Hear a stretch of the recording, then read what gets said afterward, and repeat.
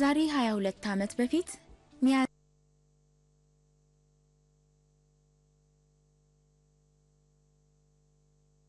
ተመዘከረ። አቶ ጌታቸው ማህተመ ስላሴ ከበጎ አድራጎት ድርጅት ባስገኙት የገንዘብ እገዛ ለመከፈት የበቃውን ይህን ቤተ መዘክር መርቀው የከፈቱትም በወቅቱ ፓትርያርክ ርዕሰ ሊቃነ ጳጳሳት ዘኢትዮጵያ የነበሩት አቡነ መርቆሪዎስ ነበሩ።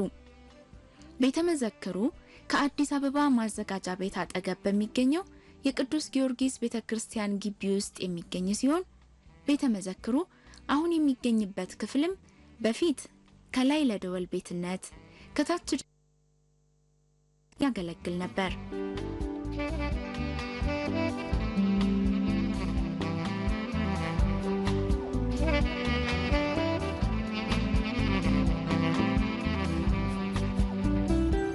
የቤተ መዘክሩ ህንጻ ከድንጋይ ጥርብ የተሰራ ሲሆን ወደ ውስጥ ዘልቀው ሲመለከቱም ብሩህ የሆነ ገጽታ ያለውና እንድንመለከተው የሚጋብዝ ድባብን የተላበሰ ነው። በቤተ መዘክሩ ውስጥ በርካታ ጥንታዊ ፎቶዎች፣ ስዕሎችና ቁሳቁሶች ይገኛሉ። እነዚህ ቅርሶችም ቤተክርስቲያኑ በዳግማዊ አጼ ሚኒሊክ ዘመነ መንግስት በተለይም ደግሞ በአድዋ ዘመቻ ወቅት የተገነባ እንደመሆኑ መጠን ከዚህ ወቅት ጋር የተያያዙ ናቸው።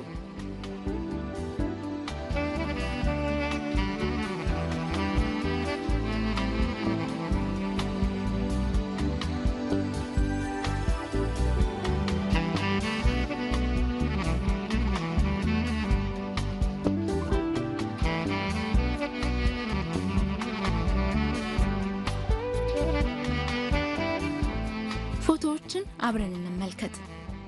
ይህ ዳግማዊ አጼ ሚኒሊክ ህዝባቸውን አስተባብረው ወደ አድዋ ከመዝመታቸው በፊት በ1886 ያስገነቡት የመጀመሪያውን የሳር ክዳን ቤተክርስቲያን የሚያሳይ ጥንታዊ ፎቶ ነው። አሁን የሚገኘው ቤተክርስቲያን የተገነባው ግን ከአድዋ ድል መልስ ነበር።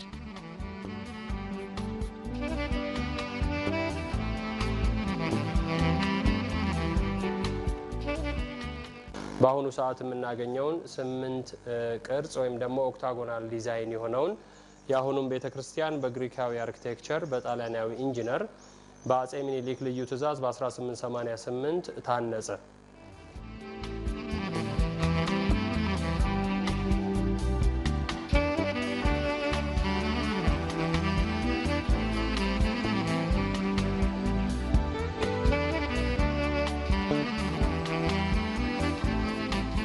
ጣሊያን ሀገራችንን ለመውረር በመከረች ጊዜና የሀገራችን ህዝብም እንቢ አሻፈረኝ ሀገሬ ከምትደፈር ሞቴ ባለበት በዛ ዘመን ወደ ጦርነት ለመግባት ሲሰናዳ ቅድሚያ የጦርነት ስትራቴጂ ወይም አሰላለፍ በካርታ ተዘጋጅቶ ነበር።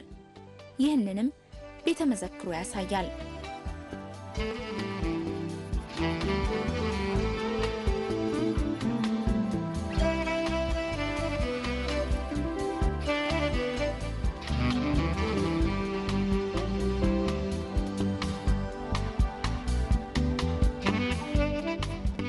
ያኔም የሀገሬ ሰዎች ድል ቀንቷቸው ከአድዋ ጦር ሜዳ ተመለሱ። ዳግማዊ አጼ ሚኒሊክም በደስታ ፈረሳቸውን ሽምጥ እየጋለቡ ወደ አዲስ አበባ ተመለሱ። ሚኒሊክ ወደ አዲስ አበባ ሲመለሱ የሚያሳዩ ፎቶም ከዚህ ቤተ መዘክር አልፎ በውጭ ሀገራትም ይገኛል። እዚህ ጋር የምንመለከተው ስዕል አጼ ሚኒሊክ የአድዋውን ጦርነት በድል ፈጽመው ወደ አዲስ አበባ ሲመለሱ ነው። የዚህ ስዕል ኦሪጂናሉ ፈረንሳይ ሀገር ስና በተባለ ፓርላማ ላይ ተሰቅሎ ይገኛል እና ይህንን ስዕል ያበረከቱት ኮፒውን ሚሼል ፓፓታኪስ የተባሉ የመጀመሪያውን የኢትዮጵያ ፊልም ጉማ የተባለውን ወይም ደግሞ የደም ካሳ የሚል ትርጉም ያለውን የመጀመሪያውን ፊልም የሰሩ ታዋቂ ሰው ሲሆኑ ስዕሉን የሳሉት ግን ፈረንሳዊ ፖል ቡፌ ይባላሉ።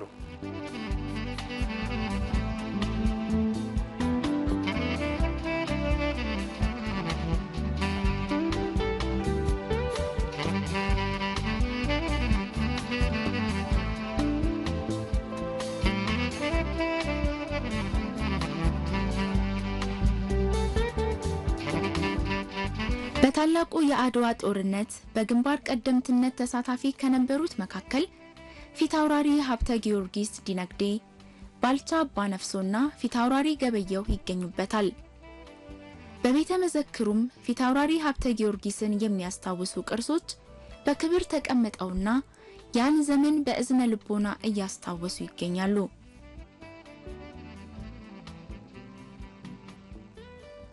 እዚህ ጋር የምንመለከተው የአንበሳ ጎፈር ልምድ ልብስ የታላቁ ኢትዮጵያዊ አርበኛ የፊታውራሪ ሀብተ ጊዮርጊስ ዲነግዴ የአድዋው ጦርነት ጊዜ የለበሱት ልብሳቸው ነው። እንግዲህ እኚህ ፊታውራሪ ሀብተ ጊዮርጊስ ዲነግዴ በአድዋው ጦርነት የጦር ሚኒስቴር የነበሩና በተለይ ለአድዋው ጦርነት ድል ከፍተኛው ሚና ተጫውተው ያለፉ ስመጥር ጀግና ሲሆኑ በተለይ አጼ ምኒልክ ቀኝ እጅ የነበሩ እንዲሁም ከጦርነቱ በኋላም በሚሰጡት ዳኝነትና በነበራቸው አስተዋይነት ፍርድ አዋቂነት አባ መላ ሀብቴ በመባል በቅጽል ስም ይጠሩ የነበሩ ተደናቂ ስመጥር ሰው ናቸው።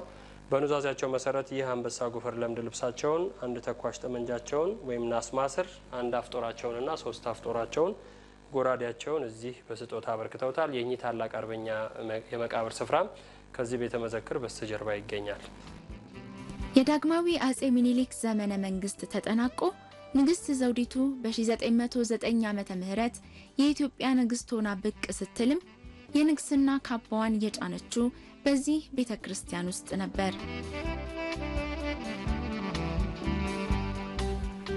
ይህ ንግስቲቱ ስትነግስ በፈረንሳይ ፎቶግራፍ አንሺ የተዘጋጀ ነው። ከዚህ ፎቶ በተጨማሪም ንግስቲቱ ትለብሰው የነበረው የክብር ልብስና ሱሪ፣ የወርቅ ጫማ፣ የዘመኑ ስሪት የሆነው የእጅ አምባር አሁን ድረስ ተጠብቆ ይገኛል።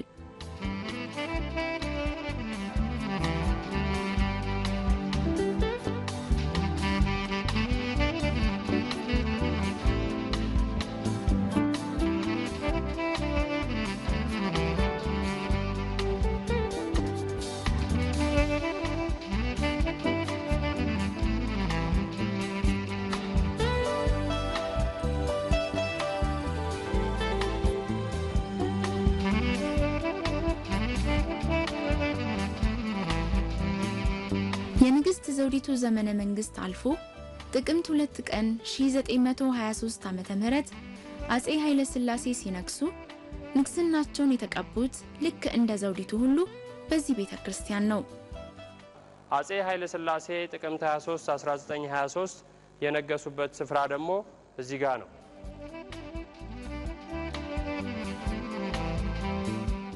ጥቅምት 23 1923 ዓመተ ምህረት አጼ ኃይለ ሥላሴ ንጉሠ ነገሥት ተብለው ሲነግሱ የተቀመጡበት የመጀመሪያ ዙፋናቸው ነው። ይሄ በህንዳውያን የእንጨት ባለሙያዎች ሲሰራ፣ እሱ ጋር የምንመለከተው ደግሞ የባለቤታቸው የእቴጌ መነን አስፋው።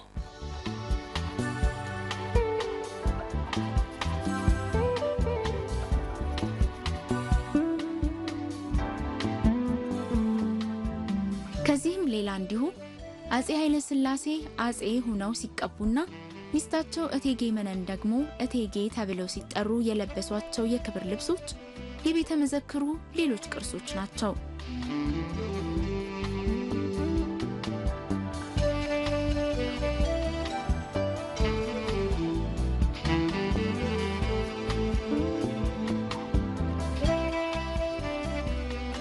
የተለያዩ ሀገር ነገስታት ለኛ ሀገር ነገስታት የላኳቸው እንዲሁም የኛ ነገስታቶች ለቤተ ክርስቲያኗ ያበረከቷቸው ስጦታዎችም ይገኛሉ።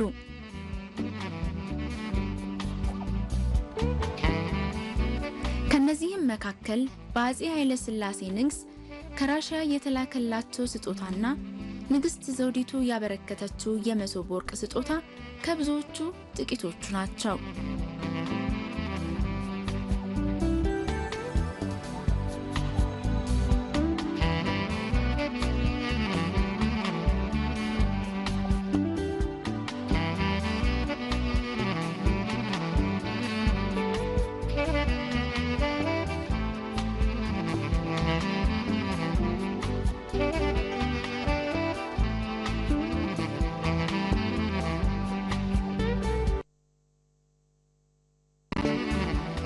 በቤተ መዘክር ውስጥ ከሚገኙ ቅርሶች መካከል ጥንታዊ ገዳማትና አድባራትን የሚያሳዩ ፎቶግራፎች ይገኙበታል።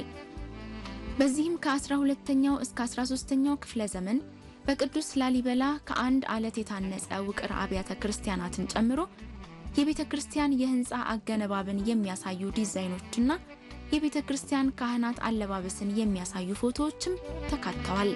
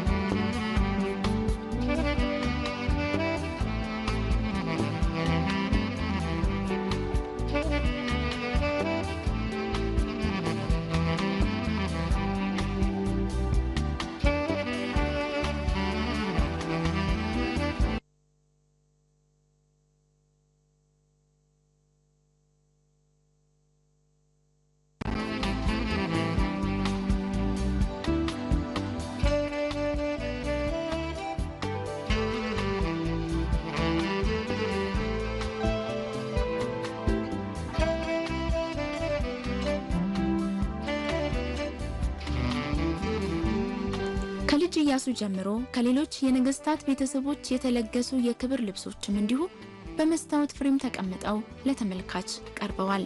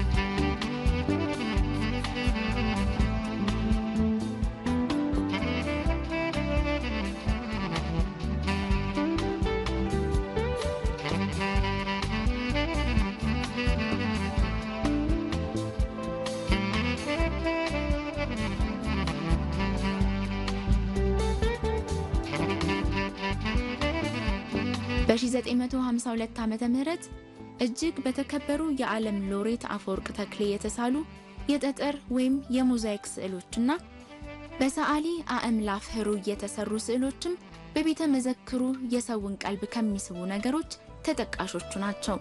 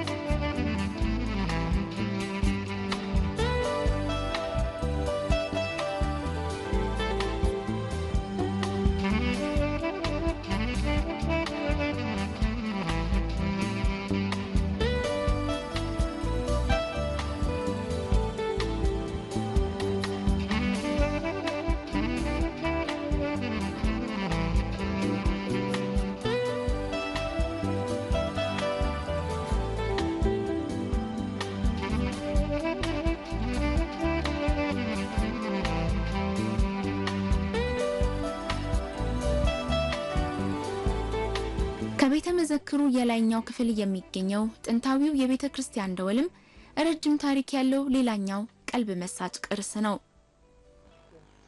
የቅዱስ ጊዮርጊስ ቤተ ክርስቲያን ለመጀመሪያ ጊዜ በዚህ ደውል ይጠቀም ነበር። ይህ ደውል የመጣው ከሩሲያው ንጉስ ከዛር ኒኮላስ ለአጼ ምኒልክ በስጦታ በ1888 ዓመተ ምህረት ነው። እናም በዚህ ደውሉ ላይ ተጽፎ የምንመለከተው የሩሲያ ጥንታዊ ቋንቋ ሲሪሊክ ይሉታል። ይህ ሲሪሊክ ከኢትዮጵያ ቋንቋ መሰረት ከግዕዝና ላቲን ጋር የመመሳሰል ባህሪያት ስላሉት አንዳንድ ፊደሎቹ የኢትዮጵያን ፊደል የመምሰል ባህሪያት አላቸው እና ይህ ደውል ከ115 ዓመት እድሜ በኋላ ከኋላው በመሸረፉ ወይም ደግሞ በመሰበሩ አሁን እየተገለገልንበት የምንገኝ ትልቅና ግዙፍ ደውል አለ። አሁን ድምጹን እየሰማ ነው ያለው ደውል በኢትዮጵያ ኦርቶዶክስ ተዋሕዶ ቤተክርስቲያን በግዝፈቱ ወይም ደግሞ በኪሎ ታላቁን ቁጥር ይይዛል። 10,000 ኪሎ ግራም ይመዝናል። በ1942 ዓመተ ምህረት የአጼ ኃይለ ሥላሴ ባለቤት እቴጌ መነን አስፋው ከጣሊያን አስመጥተው ለዚሁ ቤተክርስቲያን አበርክተውታል።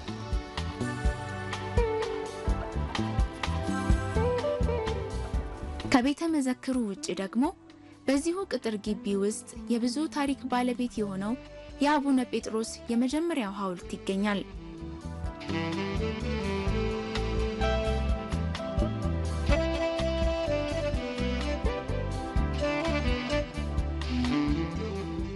እዚህ ጋር የምንመለከተው የብፁዕ አቡነ ጴጥሮስ የመጀመሪያ ሐውልት ነው። ብፁዕ አቡነ ጴጥሮስ ሰማዕት ዘበጽድቅ የተባሉ ኢትዮጵያዊ ሲሆኑ እኚህ አባት በተለይ የኢትዮጵያ ኦርቶዶክስ ተዋሕዶ ቤተክርስቲያን ከ4ኛው መቶ ክፍለ ዘመን ጀምሮ እስከ 1921 ዓመተ ምህረት ድረስ በአጠቃላይ ለ1612 ዓመታት ከግብጽ የሚመጡ ጳጳሳት ይመሯት ነበርና ለመጀመሪያ ጊዜ ከኢትዮጵያ ወገን ሲሾሙ ከተሾሙት የመጀመሪያዎቹ ብፁዕ አቡነ ጴጥሮስ፣ ብፁዕ አቡነ ሚካኤል፣ ብፁዕ አቡነ አብርሃምና ብፁዕ አቡነ ይስሐቅ ናቸው።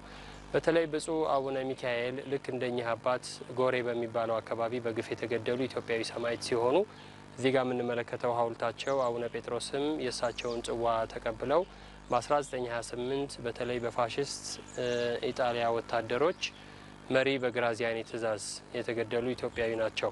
ግራዚያኒ እኚህን አባት ኢትዮጵያ የምትባል ሀገር በቅኝ እንድትያዝ ህዝቦቿም ለጣሊያን ተገዢ እንዲሆኑ ይስበኩ፣ ያስተምሩ፣ ፓትርያርክነት ማዕረግን ሌላም ሀብትና ንብረትን እሰጦታለሁ ብሎ ሲላቸው በአጭር ቋንቋ ኢትዮጵያ የኢትዮጵያውያን እንጂ የቅኝ ገዢዎች አትሆንም በማለት ስለ ሀገራቸውና ስለ እምነታቸው ቀጥተኛው ቦታ ላይ በመቆማቸው ይህንንም ብለው ስለመለሱለት እኚህን አባት በግፍ እንዲገደሉ ትእዛዝ ሰጥተዋል። ከመገደላቸውም በፊት አራቱም ማዕዘን በመስቀላቸው ባርከው ኢትዮጵያ ሀገራችን ብቻ ሳትሆን ህዝቦቿም እንዳይገዙ ሀገሪቷም እንዳትገዛ ገዝተው ከዚህ ዓለም በሞት የተለዩ አባት ናቸው። እኚህን አባት ፋሽስቶች በግፍ ነው የገደሏቸው። በ7 ጥይት ወታደሮቹ እንዲገሏቸው ትእዛዝ ሰጥቶ ሐኪሙም መሞት አለመሞታቸውን እንዲያረጋግጥ ተጠግቶ ሲያበቃ አርመናዊው ሐኪም ጠጋ ብሎ ነፍሳቸው አለመውጣቷን ሲያረጋግጥ 4 ጥይት ጨምሮ በአጠቃላይ በ11 ጥይት በግፍ የተገደሉ ኢትዮጵያዊ ሲሆኑ በምናየው ስፍራ ላይ በ7 ድንጋይ ከተጻፈ ህይወት ታሪካቸው ጋር በ1985 መጥቶ ሊቆም ችሏል።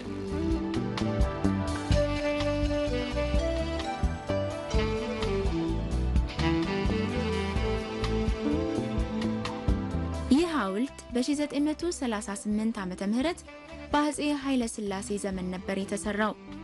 ነገር ግን ይህ ሐውልት እሳቸውን የሚገልጽ አይደለም በመባሉ በ1985 ዓመተ ምህረት ሌላ ሐውልት ተሰርቶላቸው ከማዘጋጃ ቤት ወደ መርካቶ በሚወስደው መንገድ ባለው አደባባይ ላይ ቆሞላቸዋል።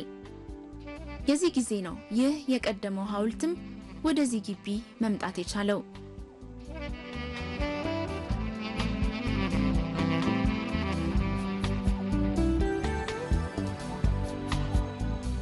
የመናገሻ ገነተ ጽጌ ቅዱስ ጊዮርጊስ ቤተክርስቲያን ውስጥ የሚገኘው ቤተ መዘክር ገናናነቱ ታላቅነቱና ታሪካዊነቱ ከጊዜ ወደ ጊዜ እየጨመረ መጥቷል። በተለይም ደግሞ በኢትዮጵያውያን ታላላቅ ሰዎች ብቻ ሳይሆን በዓለም ታላላቅ ሰዎች እየተጎበኘ ያለና ታሪኩም የሰፋና የጎላ ነውና እንግዲህ ለመጥቀስ ያህል ብዙ ኢትዮጵያውያን አዋቂዎች፣ ባለሙያዎች፣ የታሪክ ተጠያቂዎችና የተለያየ ፊልድ ያላቸው ኢትዮጵያውያን ሲጎበኙት ከውጭ ዓለማትም የተለያዩ አምባሳደሮች፣ ፕሮፌሰሮች፣ ዶክተሮችና በተለይ በ1997 ዓመተ ምህረት የቀድሞ የአሜሪካን ፕሬዚዳንት ጂሚ ካርተር መጥተው የጎበኙት ታሪካዊ ቤተክርስቲያንና ሙዚየም ሲሆን በ2002 ዓመተ ምህረት ደግሞ የስፔን ንግስት ሶፊያም መጥተው ጎብኝተው አድንቀው በተለይም ደግሞ ከአባታቸው የተሰጠ ስጦታ በማየታቸው ተደንቀው የሄዱበት ታላቅ ሙዚየም ነውና ሁላችንም ኢትዮጵያውያን የጉብኝት ወይም ደግሞ ሀገርን ማወቅ ከአካባቢ ይጀምራልና መታችሁ እንድትጎበኙ ጥሬን አስተላልፋለሁ። አመሰግናለሁ።